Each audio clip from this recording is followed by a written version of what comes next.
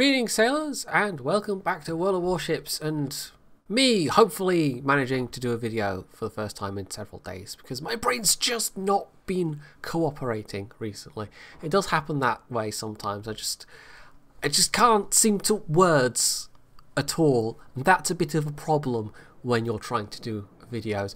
I have, however, been doing a little more live streaming over the last couple of days, so if you notice one or two VODs popping up, it's because I can now record locally in 1080p, which is quite nice. I can't yet stream in 1080p, but I have been investigating upgrading my internet, and it looks like I might be able to later this year sometime. It's not possible just yet. My download speeds are actually quite good, but it's the upload speeds that you need for streaming in particular. So fingers crossed, this year might be the year when I can at least start streaming in 720, if not maybe 1080. So we shall see. So this game in particular, it was just some random noob sent me a game, so I thought, why not? We'd give it a go.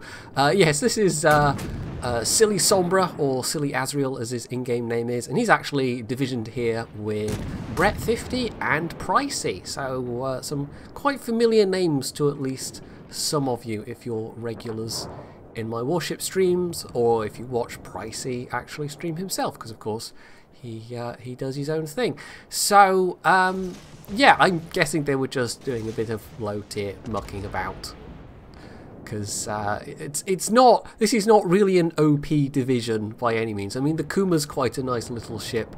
The Yubari is not that great, but it does have defensive AA, and that might come in to be very useful in this match because there is a carrier on each side, and quite possibly Brett's already hit the defensive AA button, and that's going to be very useful for Pricey because Pricey's in the Arkansas beta, which has no AA whatsoever.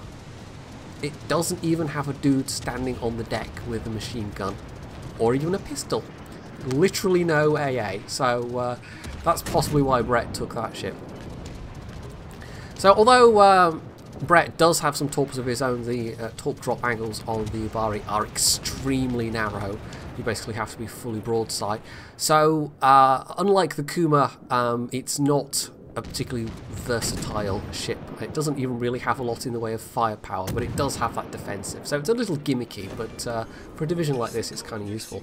The Kuma, though, I mean, that is actually, it's a pretty good tier 4 cruiser. The Phoenix, I would say, is the best of the tier 4 cruisers just because it has by far the best range of any of the tier 4 cruisers, and it's also got a nice range of speed, it's got some torpedoes to use, it's got a good spread of guns, but the Kuma's not half bad either, and the Kuma definitely gets the better torpedoes to work with, and it's actually got some decent drop angles as well. Now it's only 2 twin launchers, but it doesn't matter, you know, it doesn't matter if you don't do a huge amount of damage with the torps. If you can get someone to flood, then that is going to be the end of them potentially. So they've encountered a whole bunch of the enemy team down at this end of the map. They had a couple of ships that went north. The enemy team is, I mean, they're a bit scattered, but the biggest concentration is down on this side, and this is the biggest concentration of their own team as well. So from a tactical point of view, it's actually a pretty comfortable situation so far, but they can't afford to be complacent, of course, because you can potentially lose a whole bunch of ships very quickly. So he's looking for targets. This Tenryu is looking a bit worse for wear, so he's a good one to try and take out.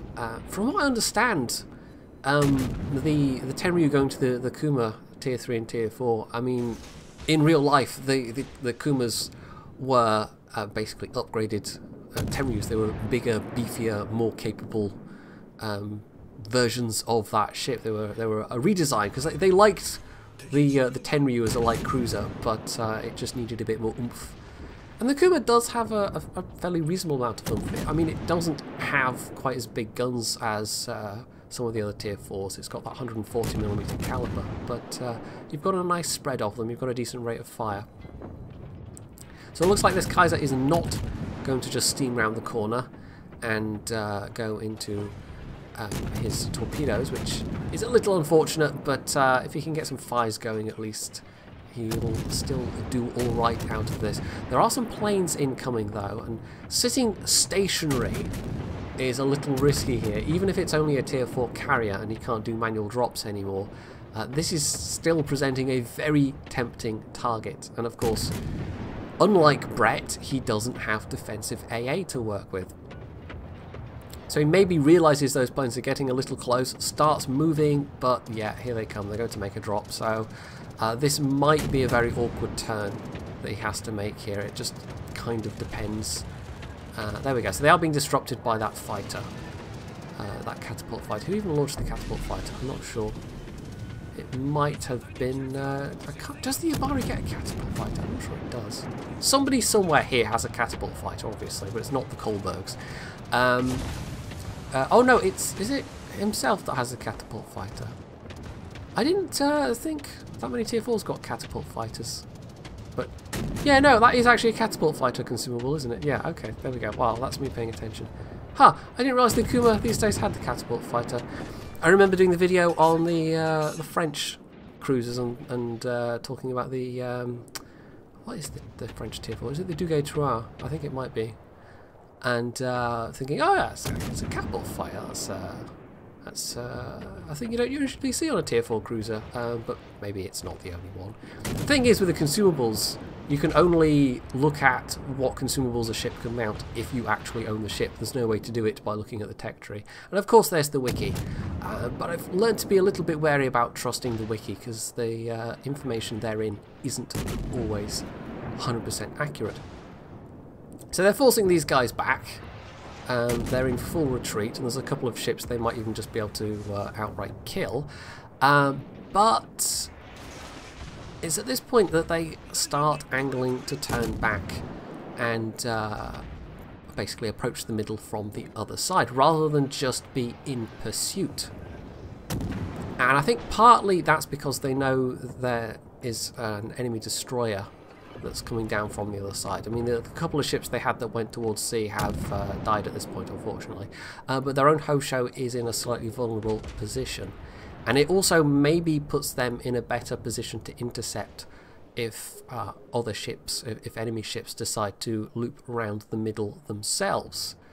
So as a division, they've all turned around, and, well, this is, I think Brett was sticking close to Pricey just to provide him air cover, basically, but Sombra's basically whipped forward, because this is not a particularly slow ship. This is quite nice. It's one of the things I really didn't like about the Karlsruhe is that it's not terribly fast.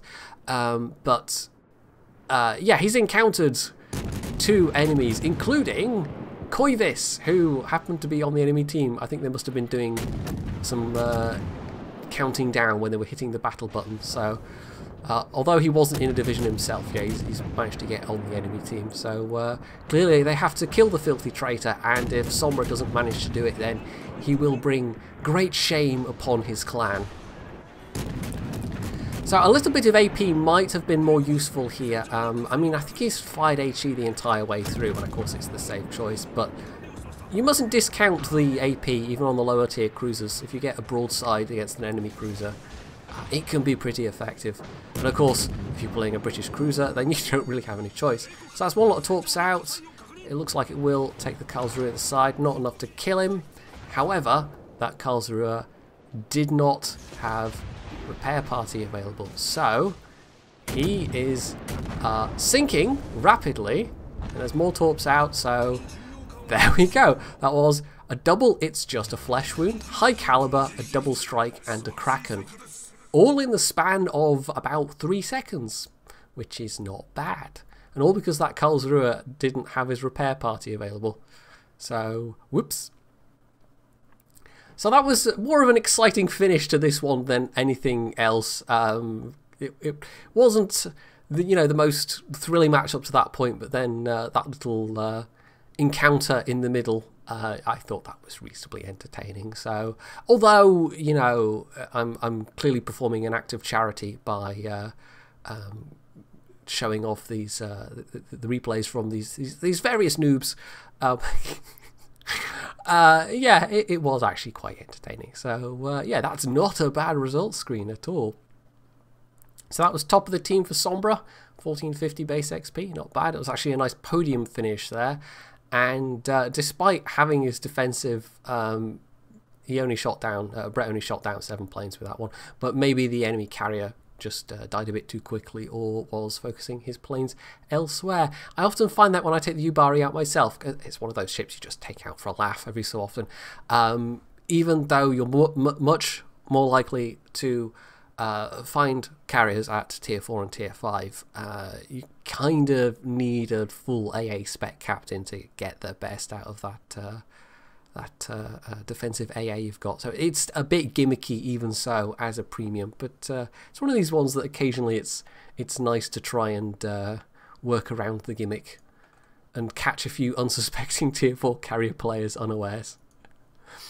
So, hooray! I made it through a whole video, and there was a bit of derpitude in places, I'm sure, but it was actually a video that made sense. So there we go. That's an improvement on like the last 3 days, where none of the attempts have made any sense whatsoever. Well, as much sense as I ever managed to make, anyway. So, hooray! So hopefully you've enjoyed this, and if you have, you can leave any comments below, you can hit the like button, you can sub to my channel if you haven't already, and as always, stay tuned for more.